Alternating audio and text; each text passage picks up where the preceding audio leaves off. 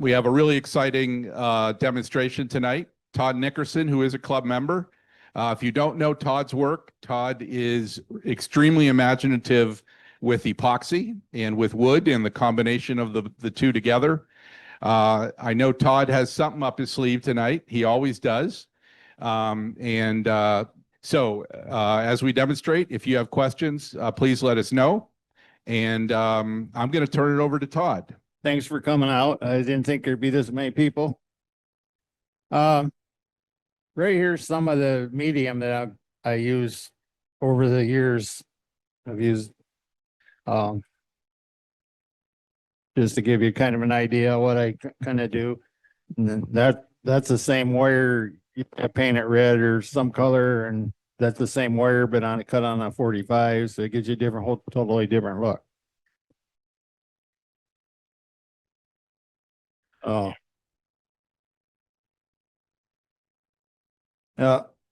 Okay, this is some of the medium that this is kind of what I started out with is this is just rabbit cage wire. And by cutting it on a 45, you can get a different pattern. And I usually paint that the color and then put it in the rim of a bowl.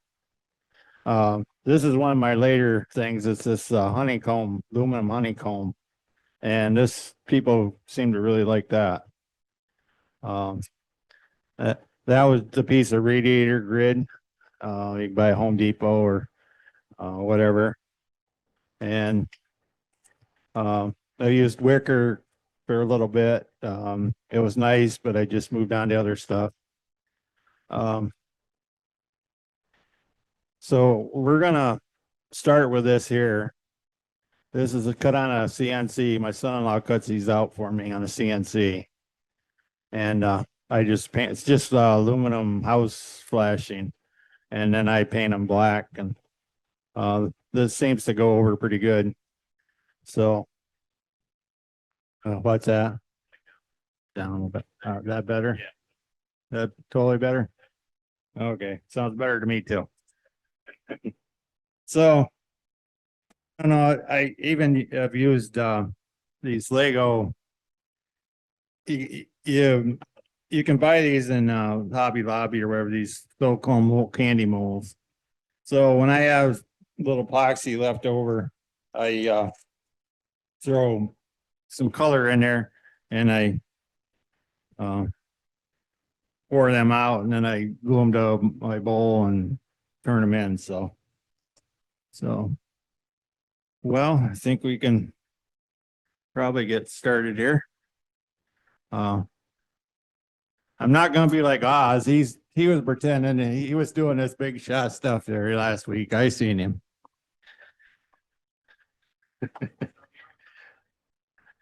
No, I'm going to try to pay attention. He was doing that on purpose. I know he was. Nobody's seen that but me, maybe, but I'm going to make sure this is good and tight. And I'm going to bring up the tailstock for just in case. And so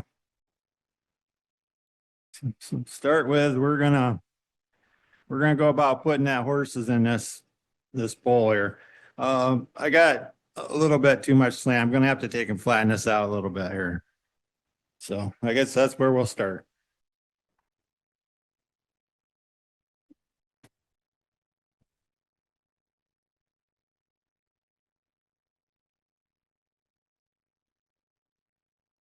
Thank you.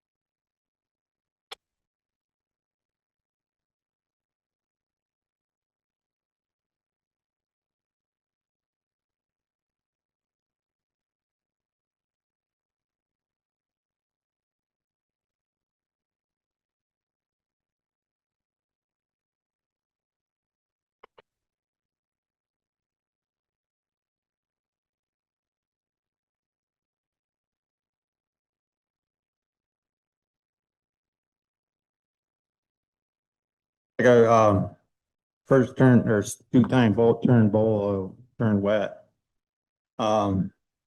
I guess I got a pretty good crack in there, but the epoxy will probably help that out. Um, so where did it? I laid out a pencil.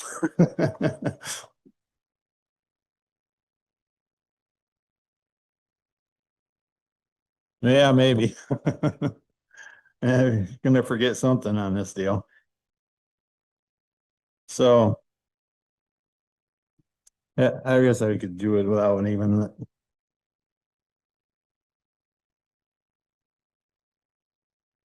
I can kind of do it without. So I can kind of do it without here.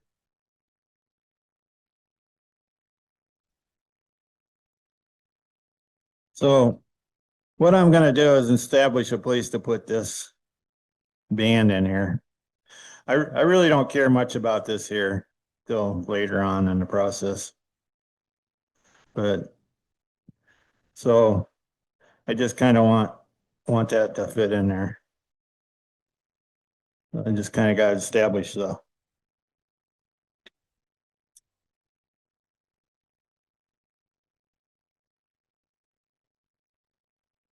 And nothing says it's got to be perfect. And I think that's probably about good there. I don't know if you can see it from overhead or so. And I'm probably not real good looking on the audience, so just speak up and ask questions. Um, I can I can give you an answer. It might be totally BS, but I can give you an answer.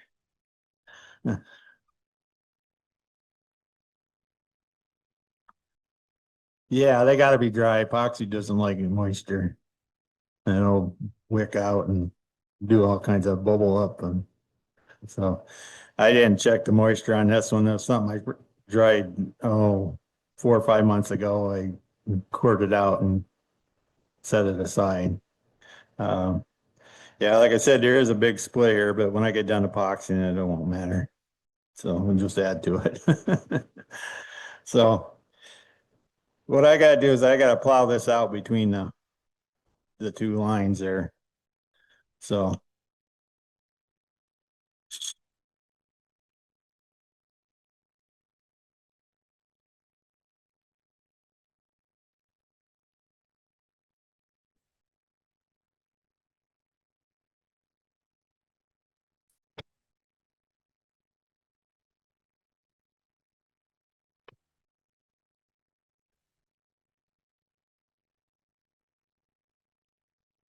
I got quite a bit of thickness on this bowl, so I got to work with. I don't. I'd be in trouble if I turn it too.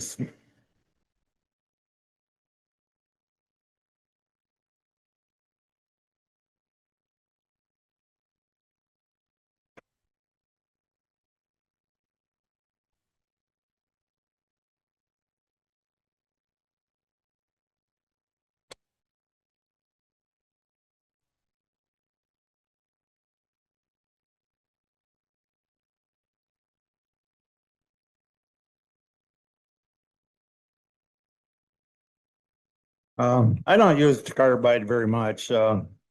This one happened to be nice to have in the square end there. I can just kind of clean this up a little bit.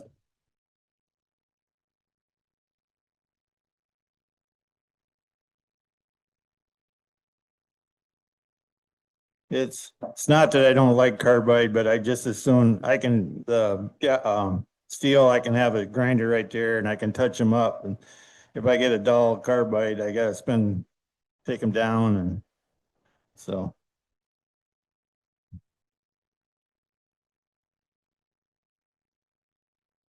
So I want a fair amount of depth in here. So when I finish it, um, comes out. Um, So Todd, how thick of a wall do you shoot for behind the inlay, behind the horses? I haven't established that at all yet. I'll do that second here. Uh, the, but about halfway I want it. Um, it's probably probably easier, you hit the inside, staying away from on the outside. By the time you get your form on the outside, that's when you're better out to be a little deep on the outside. I couldn't have hit this any better, but if you look, see how they come right around and hit each other? Well, I'd like to go a little deeper, but then I'm gonna have to go one more horse. But I think I better though, or I'll get in trouble because this here's got to have some work done to it yet.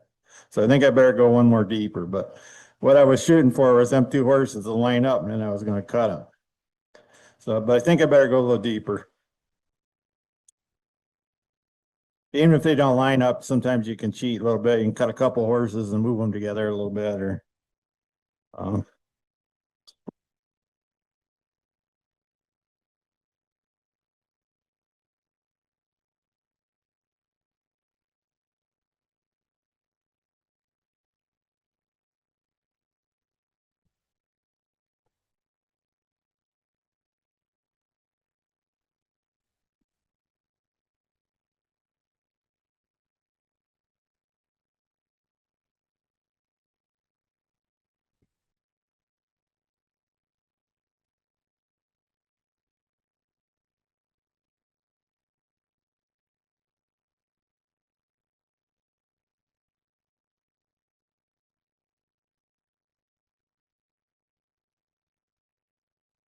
no, I'm sure the horses not going to come back together this time.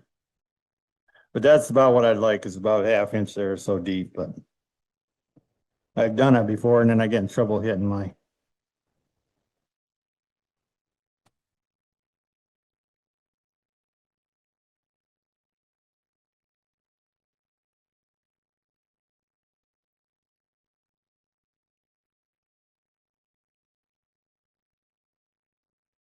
Uh,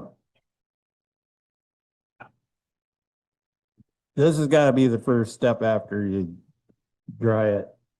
It's dry and pour the epoxy. This has got to be the first step. And then everything.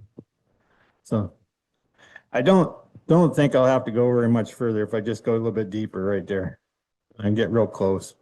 If I don't get close, we'll call it good here, but it's coming pretty fast. I still got pretty good thickness here. And that's the thing, you can't have a thin bowl. So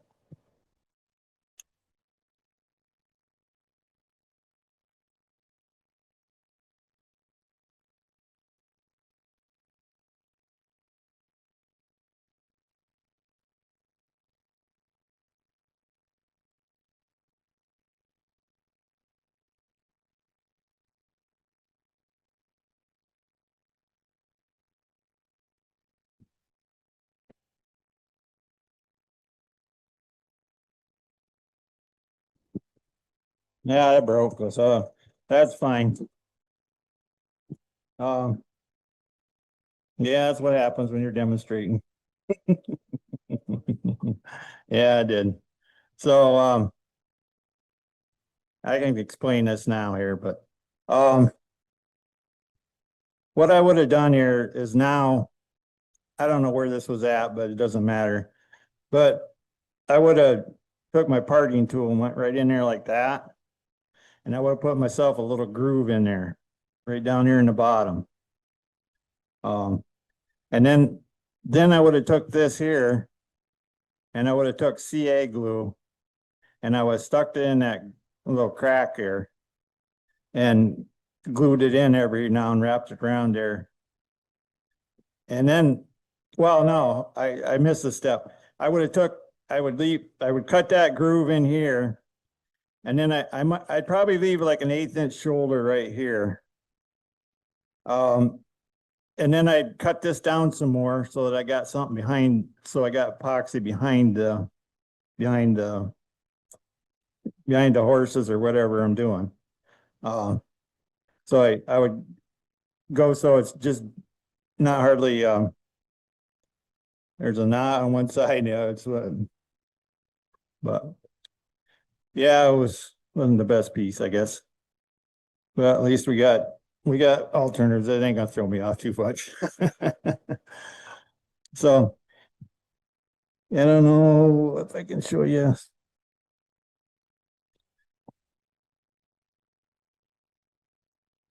Oh, I don't know. I need to do this here a second. We'll fix you up here.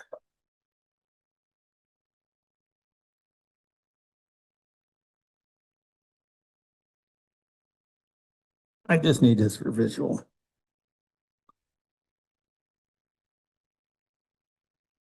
This will be a first. Somebody tape me.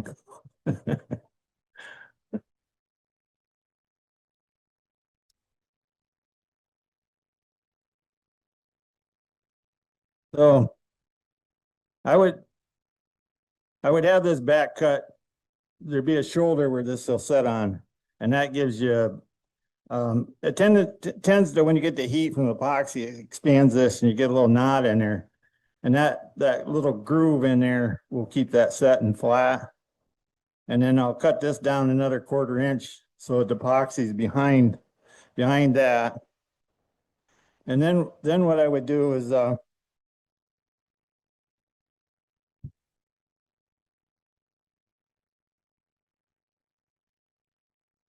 I guess really and truly that's the only one I had to do that on. I didn't have to do that.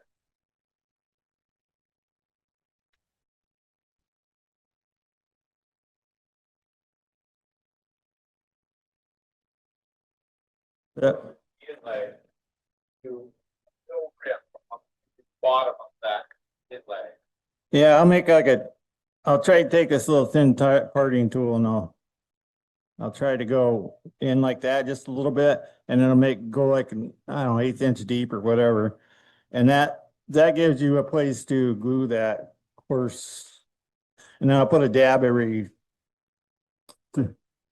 yeah, it kind of slips down in there and pinches it in there.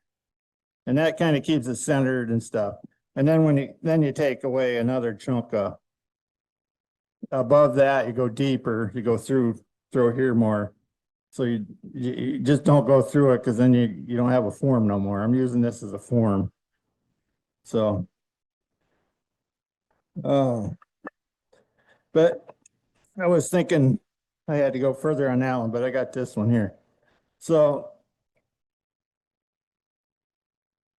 I guess the only thing I really had to do there is glue the horses in. Now this is some of that honeycomb, and this one you don't have to have a shoulder for it. You can leave a shoulder on both ends, but you got to take out the middle, because if you don't take out the middle, when you pour epoxy, it's going to air lock. I don't know if you probably can't see it, but I got like a round V past the inside of that.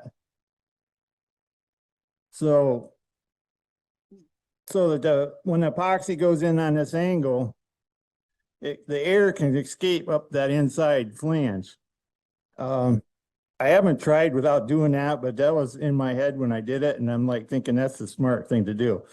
Because the way I'm pouring these, you know, if you poured any epoxy, you know, it can air lock easy.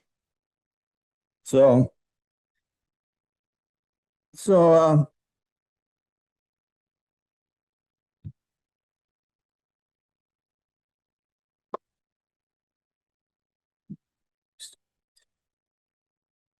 So this one here, I got to have a little bit of more depth. So this is PVC hose, or I don't know, PVC or plastic hose, whatever you want to call it.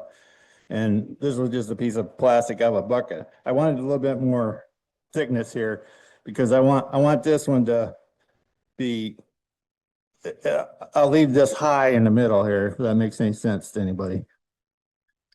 But all I'm going to do is this is, you can buy this at the craft store.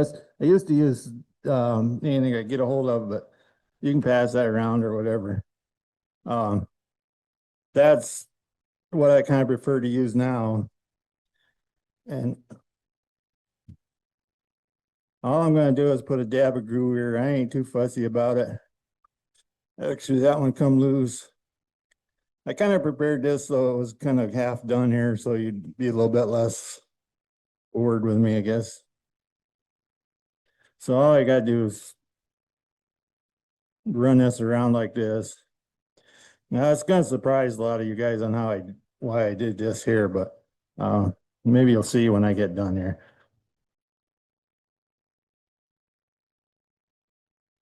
I actually ain't got this glue done very good, but I don't really worry about it.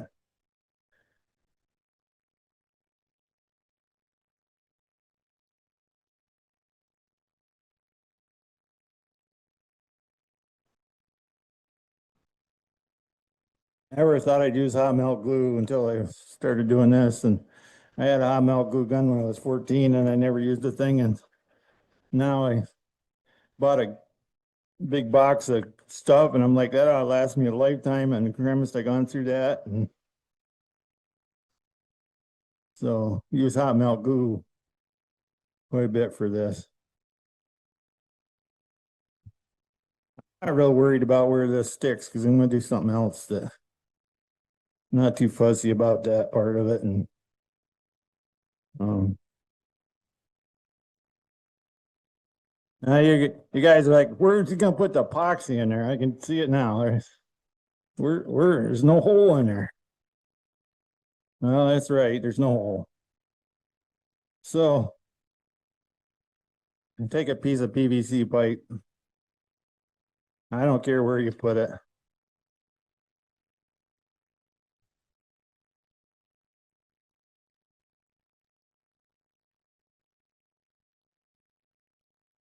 I think that's all I'll use a glue gun for.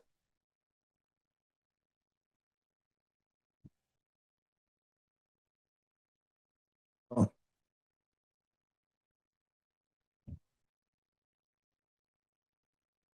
now I'm gonna break out the wife's seal wrap.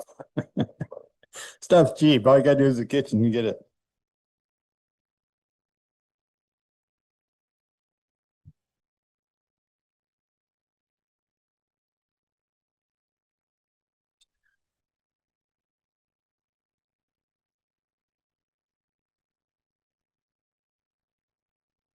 Whoop, I forgot something.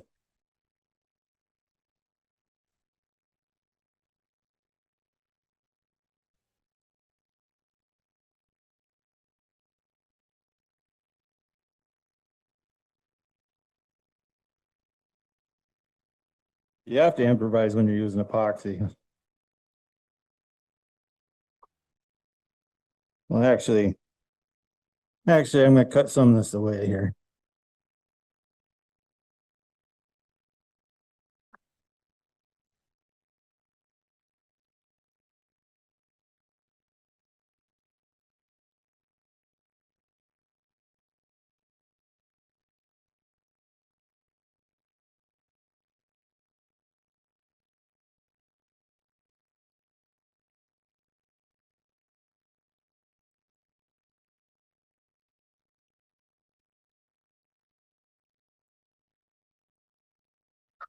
Not as easy when you're under pressure up here. If anybody's ever been up here, you know.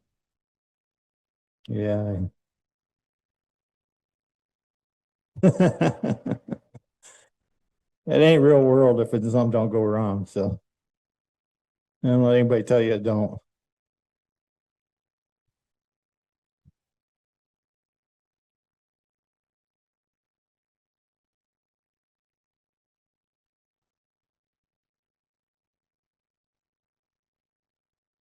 So just go to the hardware store and buy the cheapest paint, caulk, or whatever you can. And I just dope the heck out of this right up through here.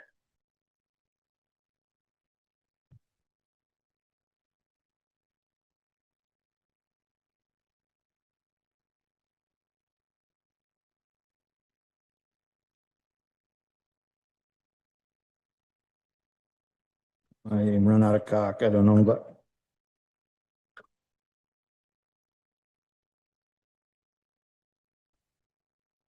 the more the merrier here. I got to get it on that seam or that.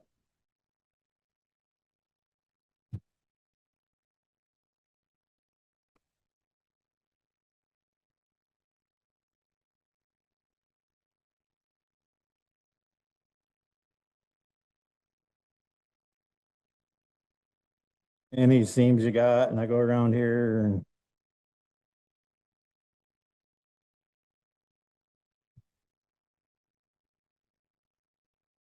I didn't say it looked pretty, it just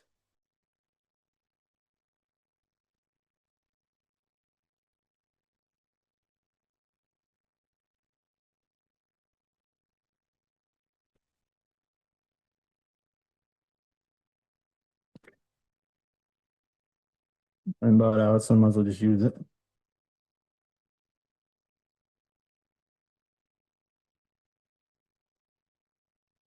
Can kind of smear it around here a little bit.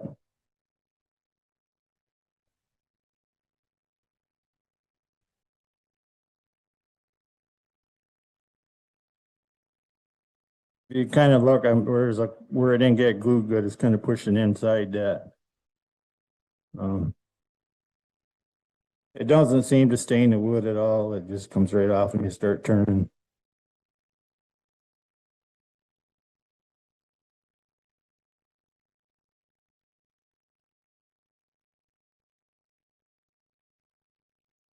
I would probably be a little bit more particular with hot melt glue if I didn't get this down real good right there, but um, just so.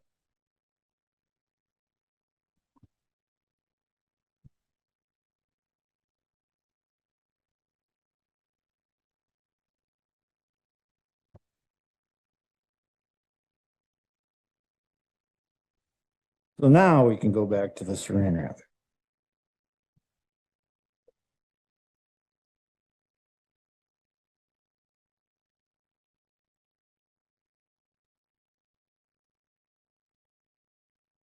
Here, how you put this on there.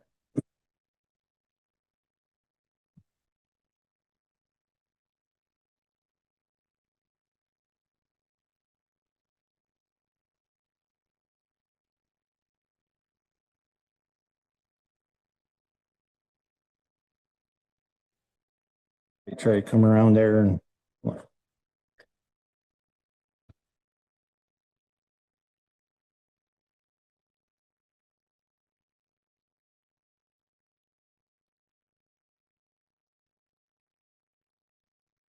the best way I found to stop leaks, but so.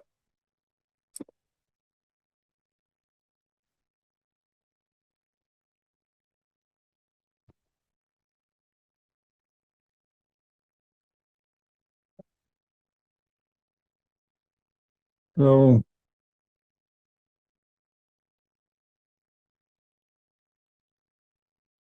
now we're just gonna take some electrical tape. And we're gonna that right there. And we're gonna crisscross this or anything you want to do, I guess.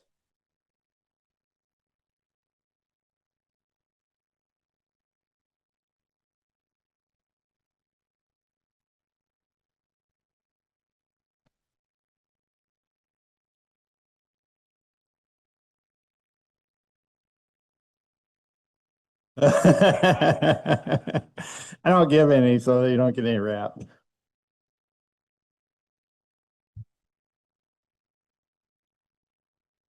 You know, when I do this, I don't have a problem. And the thing is, if you're using a slow set epoxy, if I find a leak, I'll pour it right back in the container and then redo this. So I am not um, I'm a form building epoxy. I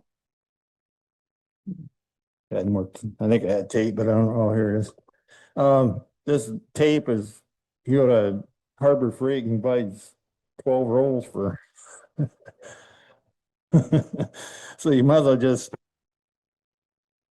well, really, there isn't nowhere for it to leak, because if I got this tight right here, and I'll show you what I'm going to do here in a minute, but you might have a cup or half a cup, but this is a controlled pour more or less. That blue dish right there, that was like a bucket pour and you use a lot and lots of epoxy to do something like that. This here, I'll have a Pepsi medium drink cup full. We'll fill this. Um, so it ain't so bad. But that thing probably half a gallon because I had to have a square to start with, and it's like, so I guess I probably got this wrapped up probably pretty good, I guess. So if I don't, I'll be the first to know.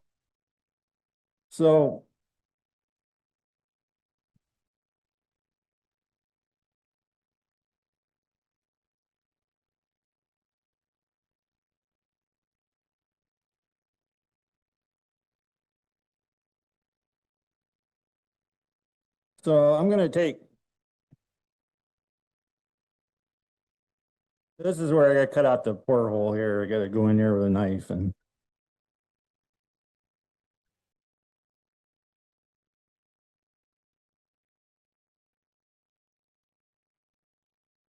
I never said I was neat. Uh, that's the way I get stuff done.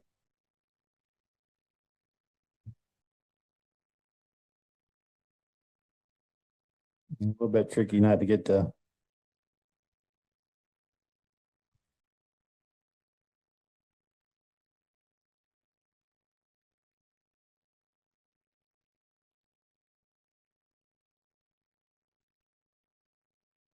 Now, I think everybody thought I was going to pour it from one side or the other. And I give up on that because I get air locked in the, um, I get air locked in this rim right here. It won't come out. Um, Not this one so much, but I've had some that have done that to me. So this is what I come up with.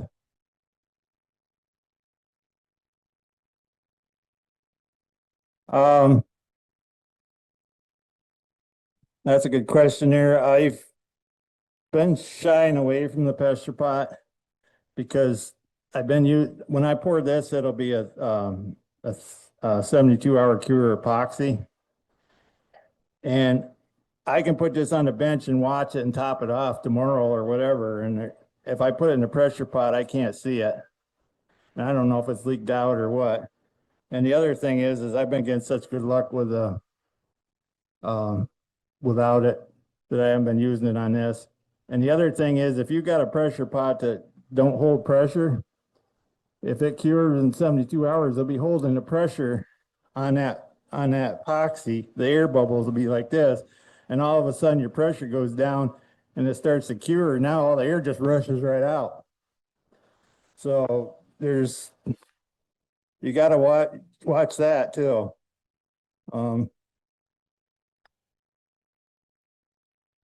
Well, anyway, I don't know. Now I got a porthole here. So what I'm gonna do, I didn't bring my staple gun, but this gets, you go right around your bam, bam, bam, bam, bam with a staple gun right around that rim there. And that does two things. That pushes this plastic tight against here and it seals that edge. So there's virtually no way it's gonna fill the inside that bowl. I'm not gonna say it can't, but it hasn't. And then, so when you're,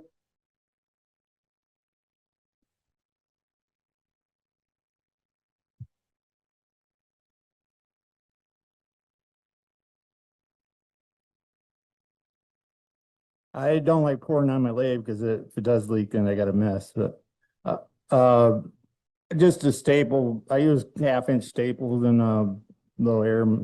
I didn't bring. That's why I didn't bring it because you'd have to have air compressor. But just um, so this is what I end up with. This here just to hold so it sits on the table. When I'm pouring this, there's my spout I cut off. I will make sure one side is jacked up a little bit. And I will pour the epoxy in really slow and let it go around. I don't pour it right in this side or one side or the other. I let it come around and it pushes the air right up. It'll go right up around here and push it out. So that's where I'm kind of hit to this point here. But now this kind of important because it you staple that on there, it squeezes that caulking right there. And I don't have much, probably that one I probably will because I probably rushed it, but I haven't had much trouble with it leaking. But if I got it on the bench and don't have it in the pressure pot, if it is leaking, I can dump that right back out in that thing and I can work on my, dump it back and work in a jug and work on my form and then pour it right back in. You can even do that overnight with a 72-hour cure epoxy. It won't be ready to. Yeah, slow. So this one is poured already. It's set for 2 weeks, but after 3 days, I would have been turning on it. Depending on the weather, I guess. Sometimes it just freaking goes like crazy and the next time. So you see, I got 1/4-inch staples or just 1/2 inch long or whatever they were. And so you can see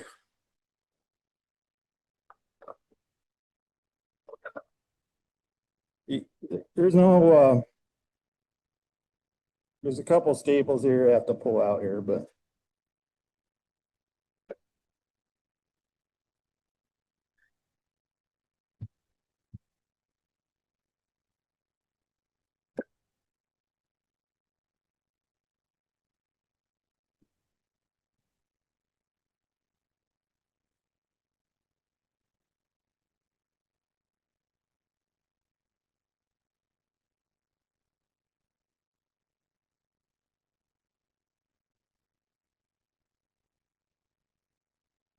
so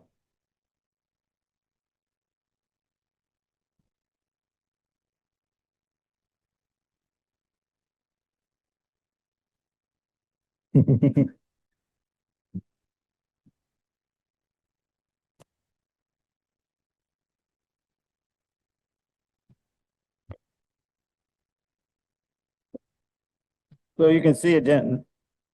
There was maybe just a little bit right here in the inside. You can see maybe right there, but that and it leaked a little bit into the.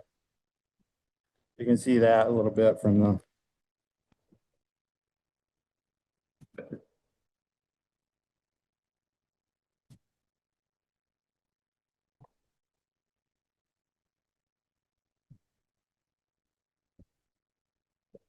So I ain't gonna spend a lot. I'm not gonna spend a lot of time trying to get rid of that plastic and all that. I'll just turn it off.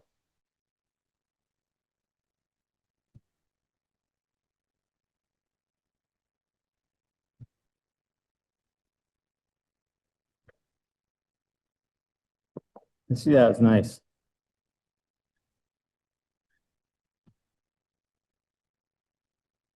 Oh yeah. Um. Ask Dave about that. Uh, it can. When you first start, you want a face mask on, and I probably should have brought a glove because I'm going to regret that because that's one thing I did. You just reminded me, and I forgot. Because they do come off hard. This probably will do it, but any, uh, Dave will tell you about the epoxy he tried to turn that Saturday or that Sunday. He's like, he brings that in, and I says, you don't want that piece. And he put it on the lathe, and it wasn't. So.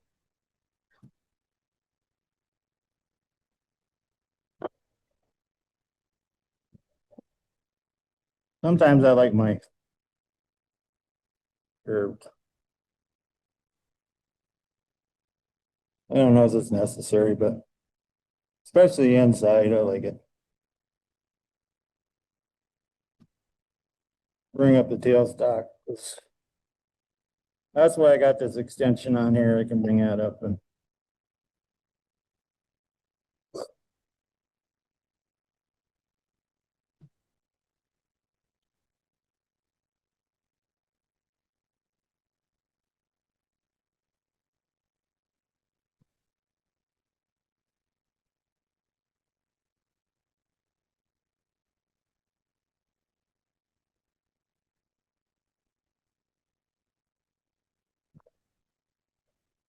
Yeah, better.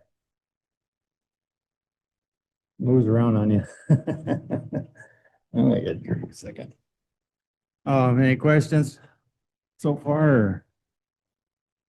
I know you guys are going to ask me about a vacuum chamber. Well, that's the worst bowl I ever had is when I tried a vacuum chamber.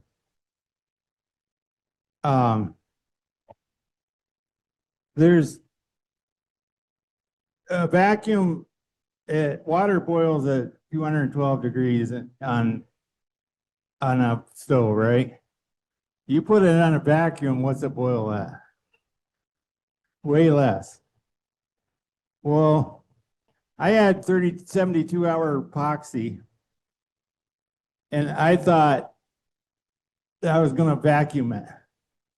I left it on vacuum, and I come back, and it was harder than a rock and foam. Well, I was like, that's enough of that. Some of it is if you're going to vacuum, put the epoxy in there, you better use the cactus juice on that bowl, because you're all of a sudden you got the epoxy in there and you're sucking the air out of that wood right up through your resin. I had the biggest, it looked like bubble glass when I got done. Yeah, it was trapped. And it got so hot, I think it boiled in the vacuum.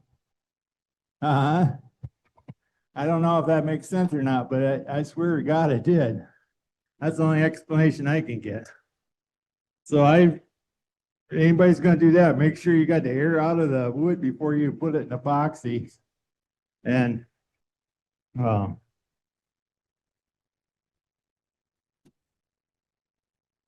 yeah, something that sort.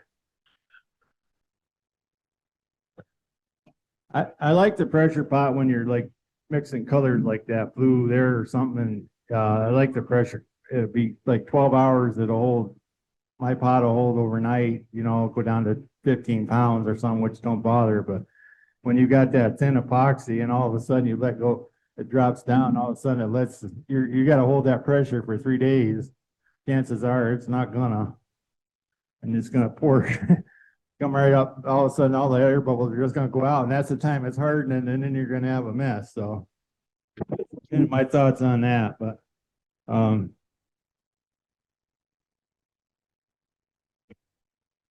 colors with the variegated colors like you have there, they don't run together after a while, or does the pressure make them run together? No, the pressure don't have much to do with it. Okay. The trick is to let that almost set up in the cups before you pour it. You're gonna want it up to like 90 degrees or something, or 85 degrees. I usually go about 85. When you get them, if you pour it, if you just mix it up and pour it, it'll blend together just crazier and I'll get out. But if you let it get warm and kind of stiffen up in the cups or whatever you're using, and then pour it in, it'll kind of hold its color. That one bowl with the wavy front there, that was like 3 different pours because it kept leaking on me, and I kept adding some more. to it. So that's why that's how I could get the color separation I did there. No. Well, I did, but I planned on it all the way coming out to the edge and it was gonna be all the way around, but then I got my form too flat out there and it's like, the heck with this. That's where she's going. That's where she's staying. And, you gotta read your wood and see where it comes to, I guess. Okay. So now we're on the other side of everything. Everything's poured. I guess if you're really fussy, maybe I should take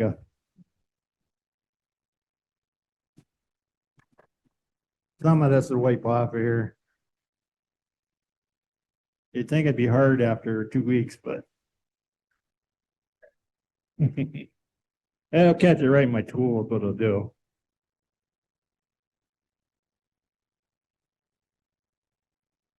I have pretty good luck with that, sealing up them. Now, I'll go home and that other one, I pour that other one, it won't, but you can see that I didn't lose much here. So.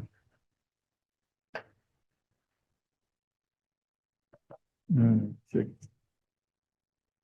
Make sure I know where I'm at here. Make sure I check that a minute.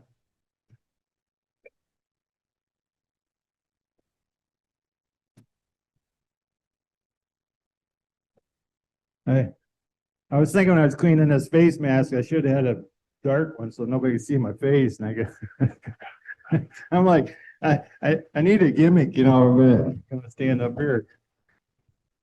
So, well, let's see if we can that too. Let's see what we can do here.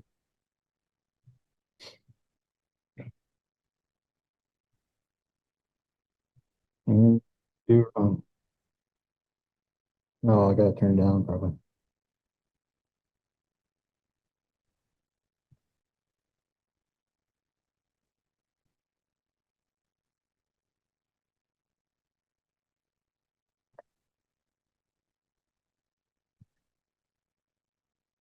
Well, like I said, I just as soon use bolt gouge as I would carbide, because of the carbide is probably safer. Because safer, you don't get the chip out you do probably if you hit the wrong thing, but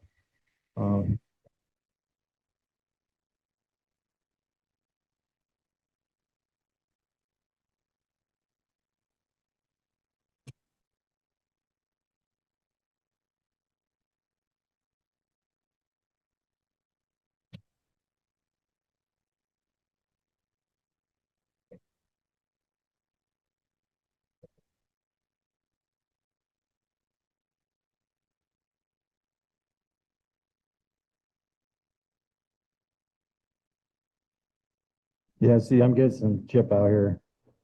I'll get that until I start getting right in the bevel and I'll warm it up a little bit and then it'll go a little better.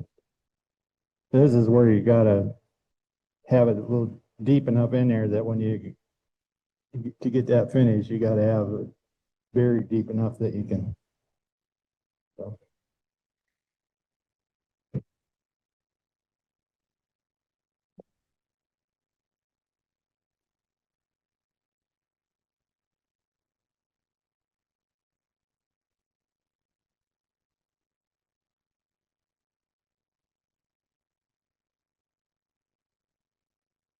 Try and slow down my pass with it.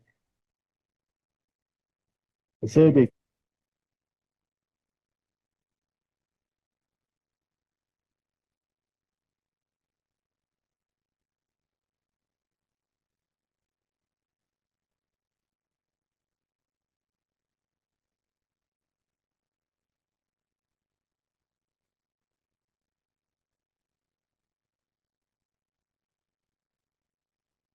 A little bit. I still got some shield or plastic in there yet. But after you get started, then it kind of more manageable.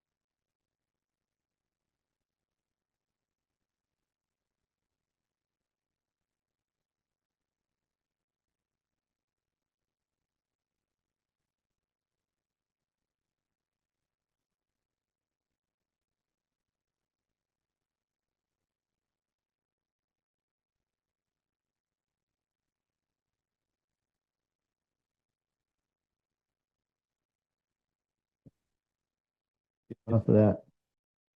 Now this is, I would be wanting to sharpen this right now. I haven't never used this, and I'm gonna get in trouble for doing it, but that's after like 3 years. See what I mean? Grinding. I don't know, I'm probably gonna hate myself for trying this in the first time.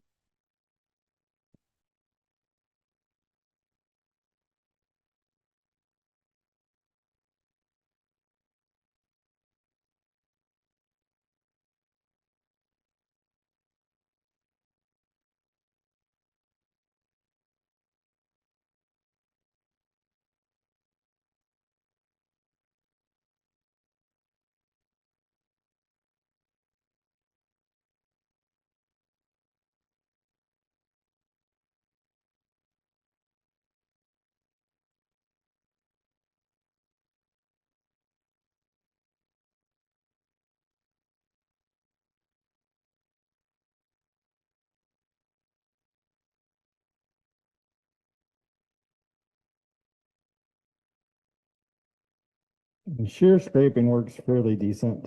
You stand it up and just barely not touching that corner.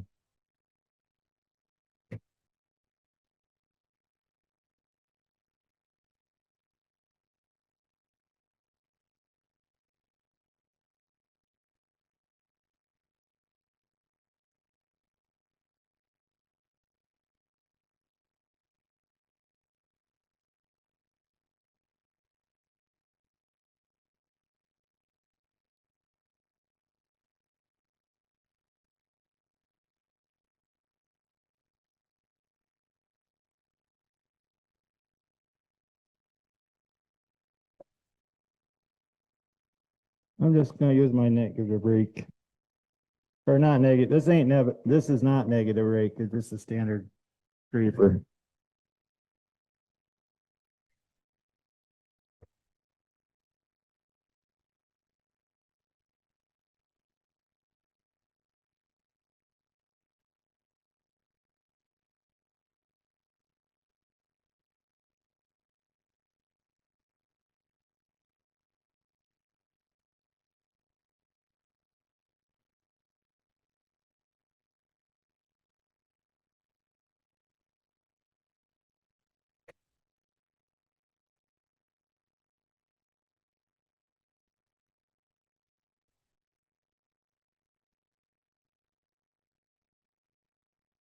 Start to see what it's in there.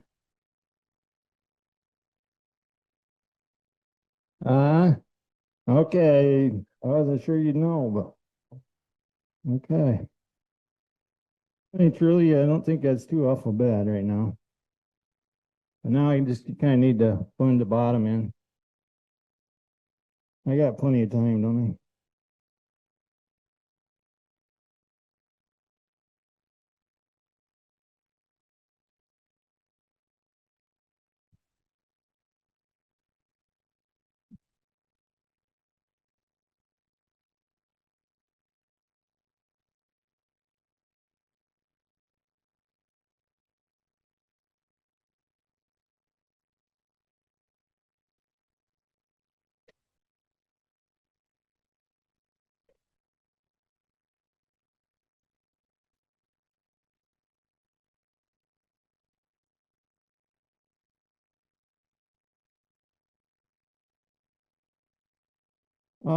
This is sassafras here.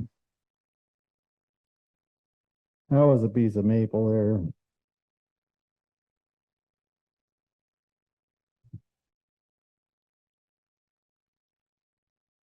Oh, yet or not.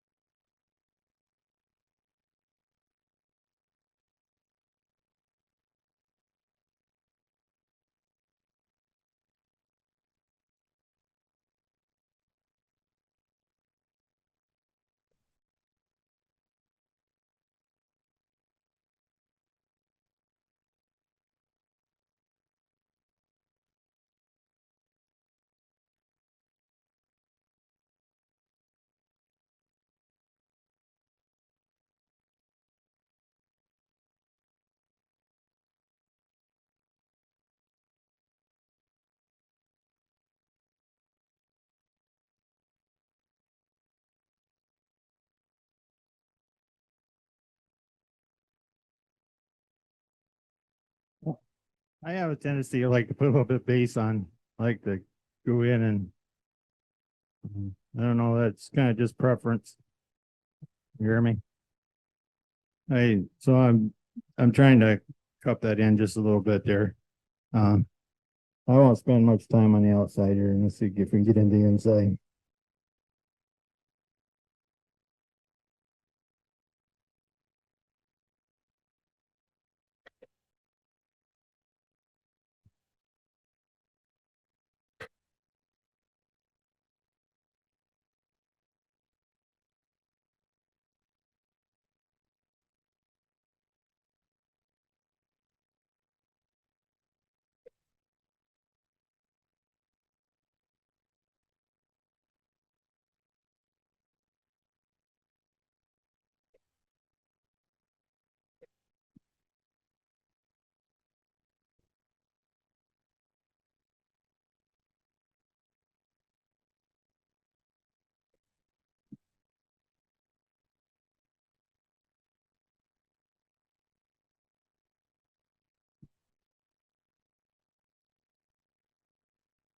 I don't know why I do that because it just makes something you can't stand.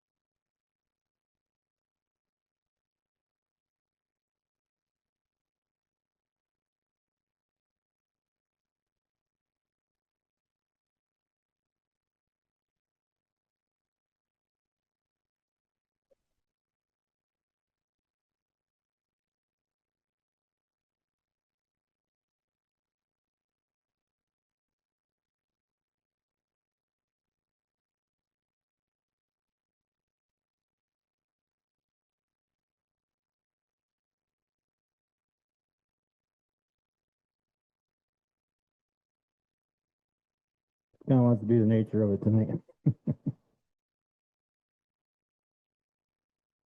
Sometimes turning it up like I did takes some of that wave out of it.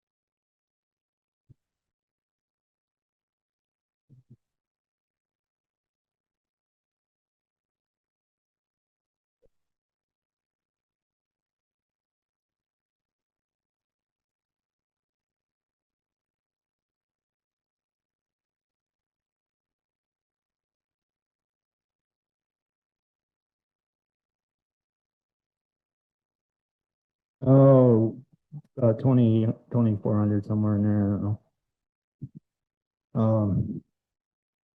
I don't know. It's hard being off your own lathe too. You can, but it's not bad.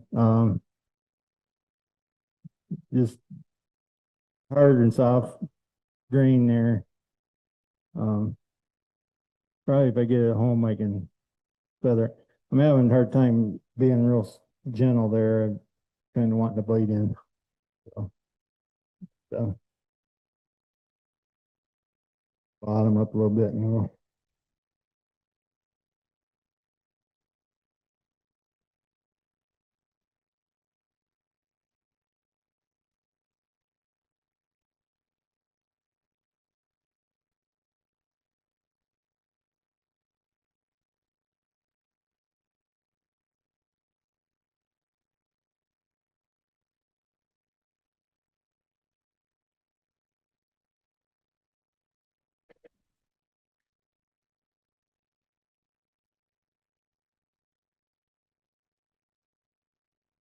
If I was home, I would probably sharpen my gouge a little bit and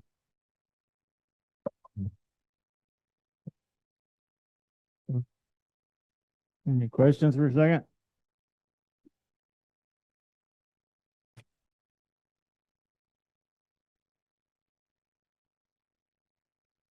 First still a good inch. Yep. For a good inch.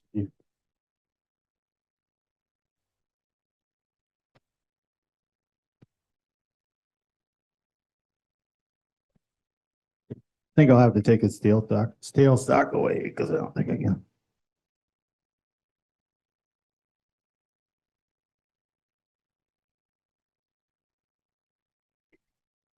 Yeah. Yeah, I won't be able to go that fast on the inside. You pay for the excitement, right? You find out that Lexan or whatever works. I'm the only one that got hit with a block before, so.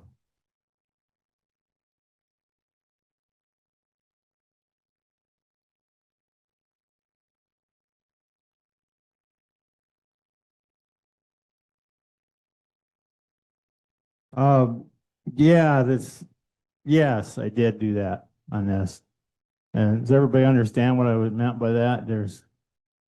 Um, this one didn't really matter that much, but this was, done on, 3D printer. So, yeah, this one is. He said he couldn't get the detail with a strip, but I don't know. I didn't see any more detail on this than I did the strip, so I don't know. Clear, uh, liquid glass, and I use both the tabletop and deep pour. So same as that guy that was here months ago or 2 months ago. The one will be dry in 8 hours, and the other one will take 72 hours. And so if you want something you want to work the air bubbles out of, use the deep pour because uh it'll set there for 3 days before it'll be just like the second day it might be a little bit like Jello, and the third day you can stick your thumb in, but it still comes out, and about the fourth day then it's hard. So um and you and like I said, you could top off if this leaked a little bit, I could top it off. I could watch it on the bench and um but yeah, I had trouble with the air getting stuck in these behind these, pouring it like this, pouring it like you would. I had it trouble, so like this is kind of the way I've solved that. And I don't know. You could put that in a pressure pot, but how much more clear are you going to get than that? You know what I'm saying? Um, Now if it was the thick stuff, probably you get probably helps, but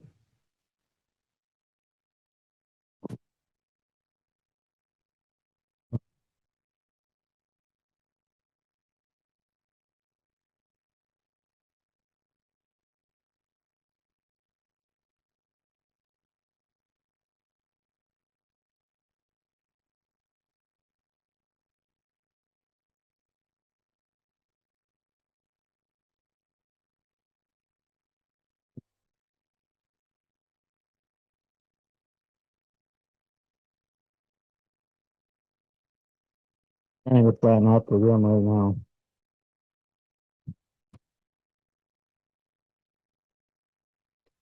This is where I get asked, how did you leave that rim on there? That's where I get asked all the time. It's like, so.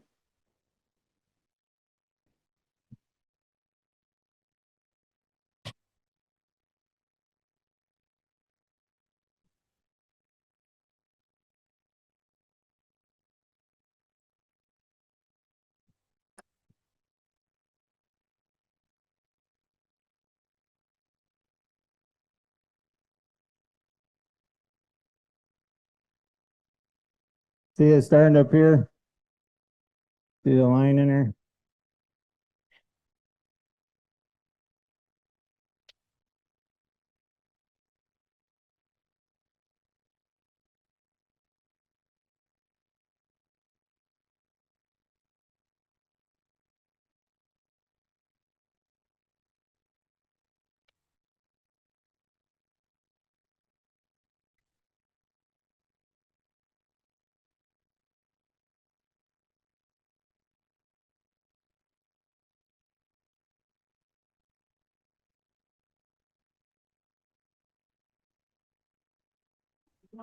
This is a good round for you because you worked your way through it, and we've got a trip to Mexico.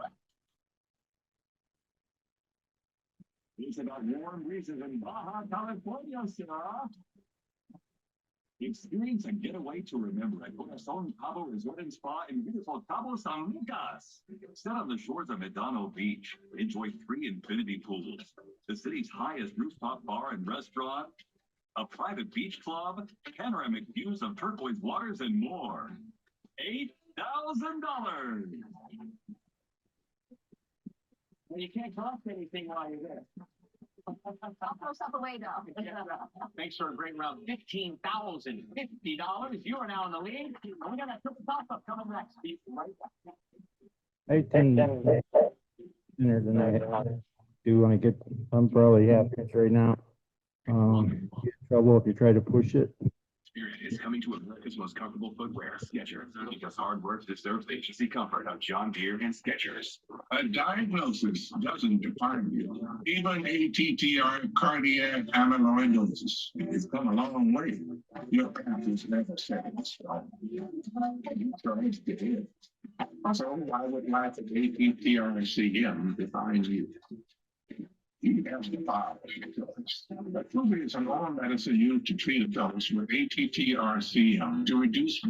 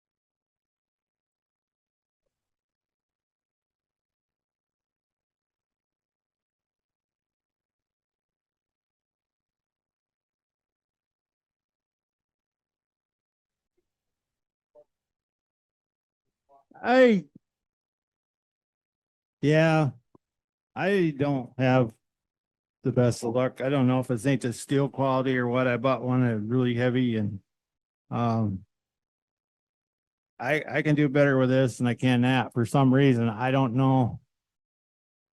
I just, it was this and I ground it for negative rake, but I can't make that work. And everybody says it's better, but, um, I don't know if it's the steel quality or what, but I went up to that Buffalo Bob's and he says, I took him up a bowl and he says, he put it on a lathe and he says, he handed me this and I bought it. So, now, I might ask a little more on this. I'm not gonna go back to the outside. When I get this where I want it, I'm gonna leave it. I'm not gonna destroy it when I start. So I've gotten down to about, the other past these people here. And, I guess everybody kind of knew what it was, right?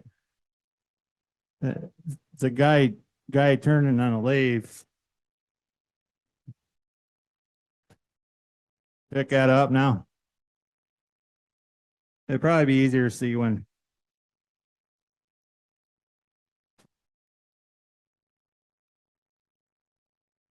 I don't know how much time you want me to spend. You want me to keep going or you wanna?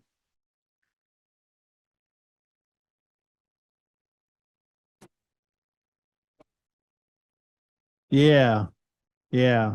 Don't, you get this done here, don't come back to it. You'll get a freaking catch and you'll be sorry. Blend the two together, but so, I got some other stuff to show, so maybe we should stop there and that.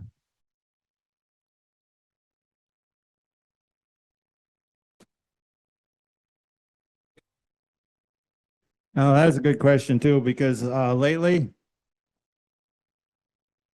I'm not gonna sand that right now. I'm gonna put epoxy on that. Cause what I'm finding is I got this soft plastic right here. And I get wood in there and mix. And it clouds my epoxy. So I'm not gonna sand this until I get a coat of epoxy on the whole thing. And then I'll sand it. You know, seal the grains and stuff. Because I was finding that sawdust mixes in there and then it scores it and it heats it and I was getting a yellowing effect. Now I'll use the tabletop from here on out. I can put a coat on tonight and tomorrow morning I could be sanding it. And yeah, yeah, over the entire thing. Yeah.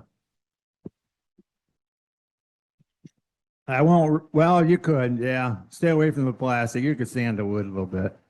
But lately I've been getting enough. This is wanting to, um, the grains wanting to pull out there on the ends, but usually I can get it so darn close that I don't have to hardly. But if I fill that with, epoxy and then sand it, I don't have to worry about what that is there, but.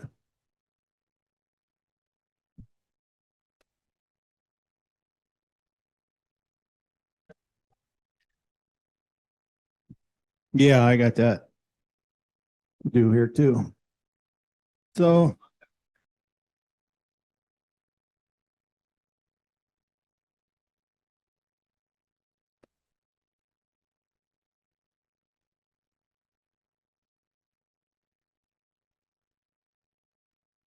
You want me to do it on the bench? I can do it on the leaf bed. Is that better?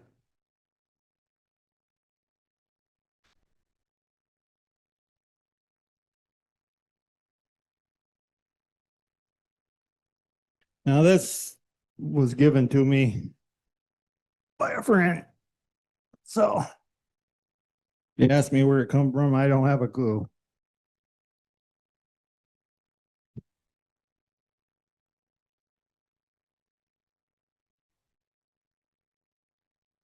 Amazing how you can lose something so quick.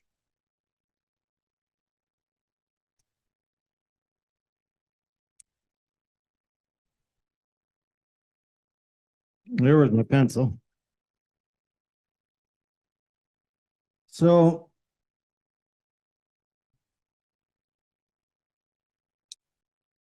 most of the time I try to use the bigger jaws, the number 4s. So this is where I'm clamped onto. But if I take a mortise bit and put this and drill down a little bit, then this chuck will expand into there.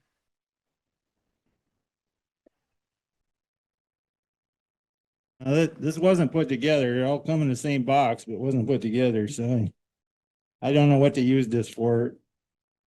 So I'll let that turn.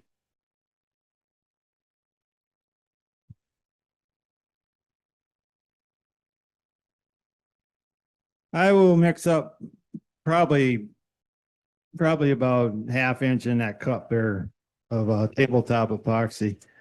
And I'm going to put it in the microwave for about 8 to 10 seconds, depending on how much I got.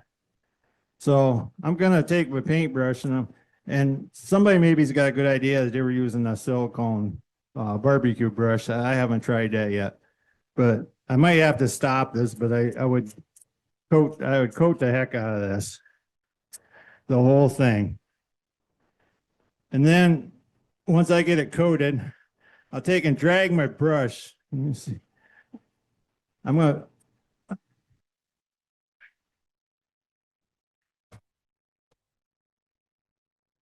And I'll take my brush. I've got this coated. I got a good coat on there. I've got extra product on there.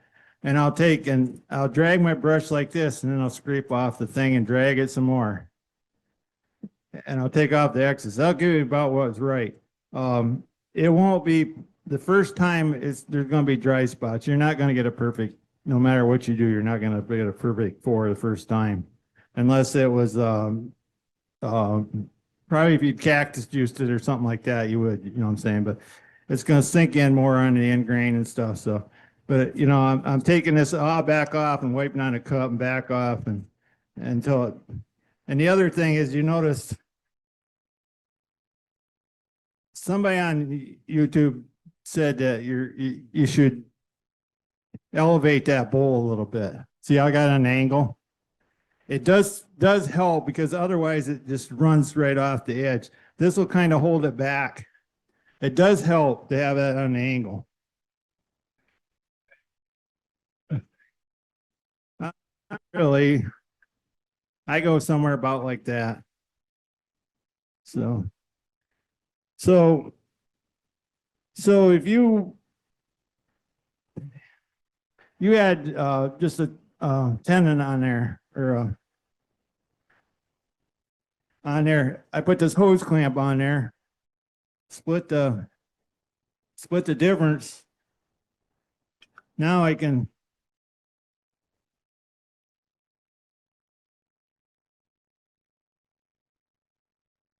catch that hose clamp with these jaws.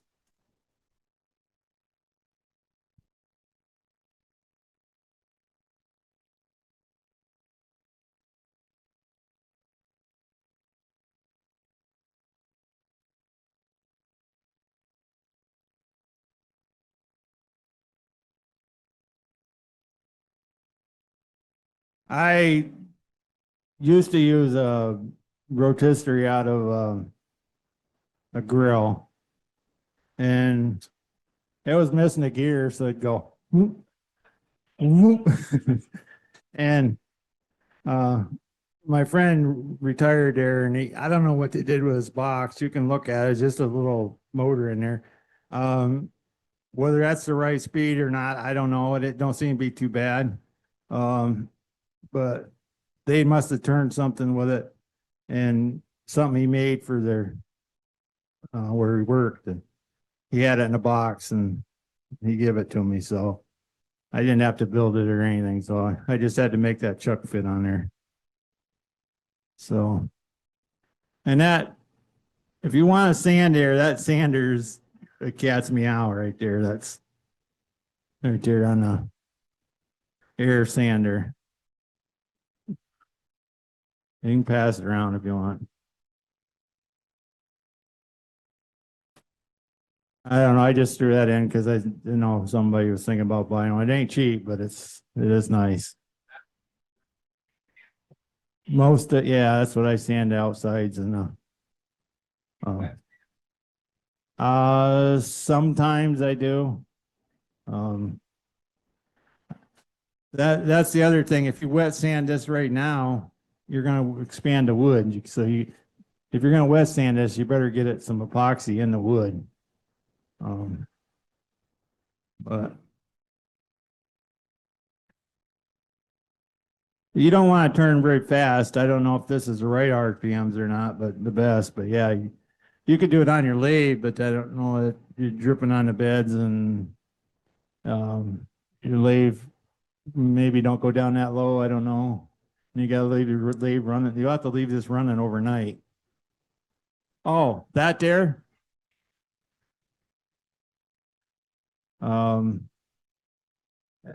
Mostly just because I like the idea of I had an air hose right by my thing, and I was getting sick of trying to.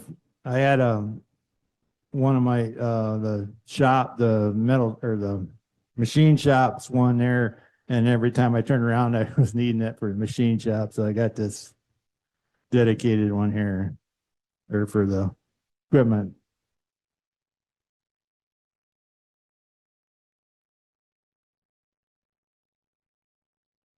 I just put the one coat on and then start sanding and then get it up to where and to be honest with you, I'm not sold on a epoxy finish. Once I get it sealed and sanded pretty good, I ain't opposed to. I've been starting to use OB shine juice, and I've been liking that. So you can, but I just like to get it sealed. Get it sealed good, and especially if you went, you turned this at 4 days after pour, it's a little soft yet, and it's like then you put sandpaper on there, and it gets pretty hot, and it burns it, and it turns it yellow. And but if you put a tabletop on here and come back tomorrow, then you can sand all you want. Just seems to seal it more or something. This deep pour, it probably takes 2 weeks for it to really get hard. So this is probably getting pretty, it's probably up there in hardness or whatever, but probably not high enough. I probably don't go I have some pads that when I'm wet sanding, they go up to like 3,200, but I tend not to. I probably fail at my finishing techniques. It's probably where I fail. Probably don't go the extra mile on that. So.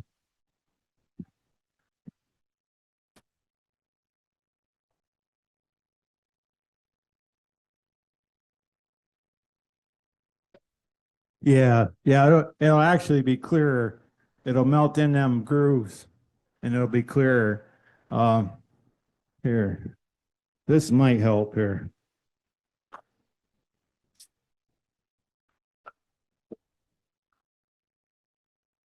May or may not, I don't know.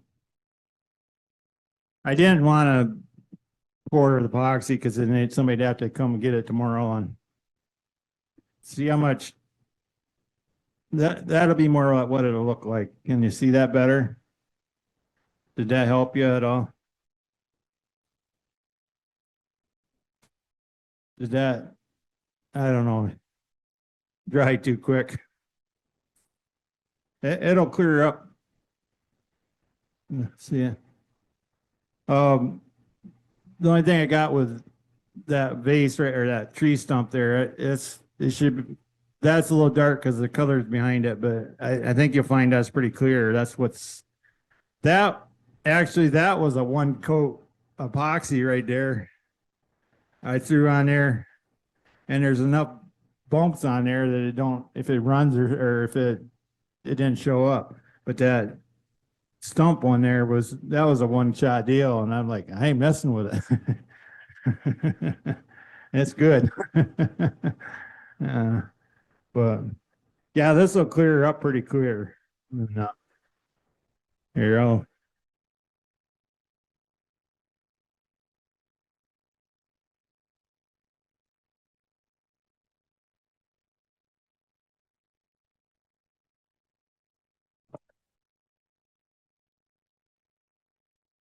I don't. I like my chucks are the stronghold chucks. They don't have the dovetail. That's what I like to use just because that's just what I do. I ain't had other than that bolt break, and I don't really have them come off the tenon too much. So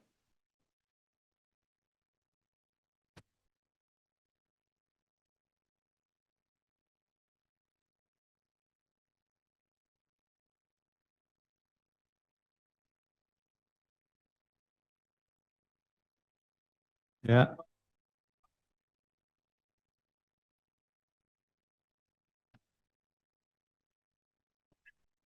Oh,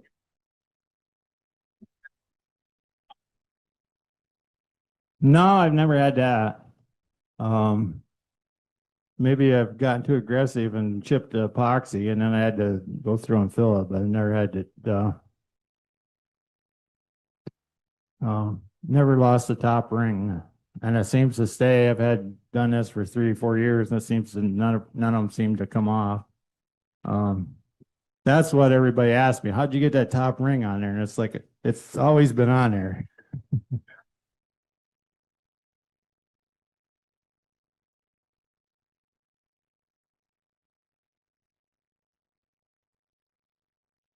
Not with when it's so gummy, it blends right in.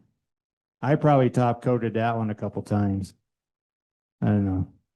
There, when if you had this cup full and maybe just a little more, that would be all the epoxy that I would have used on that.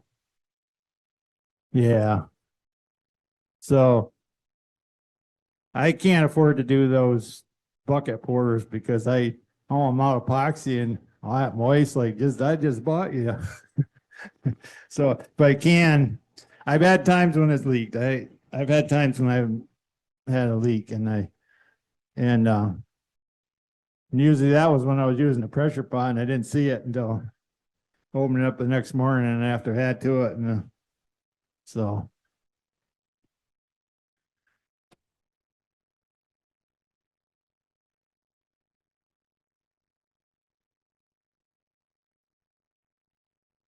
Yeah. One thing, I helped a guy out there. He had a cutting board there last week and he used the thin coat. I don't know what product he had. He just bought it on Amazon. And he didn't get it deep enough. And then he poured a layer on top and a layer on top of that. And it was just gummy. Well, you got epoxy's got to have a reaction. So if you don't mix a certain amount, it's going to take forever to dry. And you got to, like if it's wet, you can keep pouring into it. But if it starts to get hard and there's nothing for it, it's either got to be a chemical bond or a mechanical bond where you sand it. Well, he poured this on there, and I think he was mixing just little dabs of it. Well, you can't get no heat out of that little dab. So sometimes you're better off to maybe mix a little heavy. You start getting down here in the bottom and you mix two of them together. You could be off a little bit because you're just pouring two different ones in, so you could be off. Well, you're not getting no heat bill. If you get a cup this big, it'll heat up in 10 minutes. So hot you can't hang on to it. But if you got just a little dab, you can almost go the day before it starts to set up. And that's what that guy was doing there. That was here a month or two ago. He wasn't mixing very much, and he said, "I'm going home and I'm adding on to it." Well, that's why, because he isn't putting a whole bunch in there. So that can and his So we scraped it all off and then I put the tabletop on and it's, and, 6 hours or the next morning, it was nice. But I don't have much trouble with the tabletop because I think the tabletop, it's got more heat, builds up more heat. So the cure epoxy is funny because it likes heat, but it does not like heat.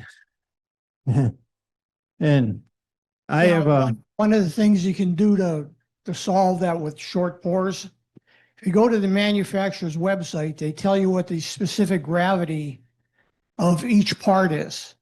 And what you do is use a digital scale to get the exact mix, and you can pour small amounts. And then the other issue you he could have had is the type of wood. He may have may need to wipe it down with acetone before you do the pour. yeah, but it didn't stick where the epoxy was either. Well, he probably didn't mix it properly then. Probably not. And yeah, that's the other thing you could do too is if you don't, when you're mixing, if you pour one in here and then pour the other one and you're mixing it, chances are you got some of the unmixed stuff on the side. So pour that into another glass, mix this for a little bit, mix the first one for a little bit, and then pour it in a clean glass. And that way you don't have just one side setting on one half setting on the other side. Yeah, when you mix it, your epoxy should turn clear before you put any coloring in it. It should actually go clear. I agree with that to a certain extent, but no, I don't worry about that too much because it does this on its own. I think you're gonna find that every epoxy is a little different.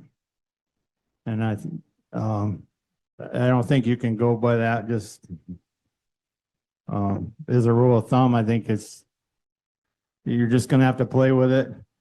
I like to heat mine up there in the microwave and it flows a lot better but it's not, if I wait for it to be perfectly clear, it'll be hard. So I can't do that either. So I don't know. There's just kind of a fine balancing line there on it. It's like I can tell you to drive a Ford truck and you'll hate it. And your next guy can Chevy truck will hate it. You know, it's epoxy's a little bit like that. And that's the reason I didn't bring any in because, you know, everybody's going to go on the internet and find the first thing that you see, and that's what they're gonna come home with. So Yeah. yeah, well, yeah, that's kind of where I poured a 9-gallon coffee table before I even started doing this, and all clear. And I know what I could have done a lot better the next time, but it turned out nice. But you need to play with it. That wasn't a very good idea to jump in head first on $1,200 worth of epoxy. You know, one of the things that I do on these deep pours on the big bowls is you're going to turn the center away anyways. Yeah. I'll put a big chunk of 4x4 in there and a bunch of scrap wood because I'm just going to turn down to like a 1/4-inch wall. Yeah. Well, I agree with you there, but where this here bowl here had to be a square. So where did you know where that chunk of wood was going to be? Well, you don't know where the center is going to be unless you're smarter than I am. You try it. You try turning try putting a block of wood in there because it's got to be a cube. So you have no idea what you're turning away when you're forming that until you start turning. You ain't gonna have any idea. Oh,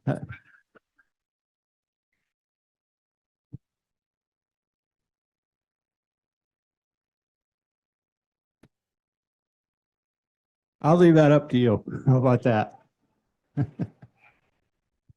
I know that one there cost half a gallon of epoxy, and then like I'm asking my wife for some more, and I'm like,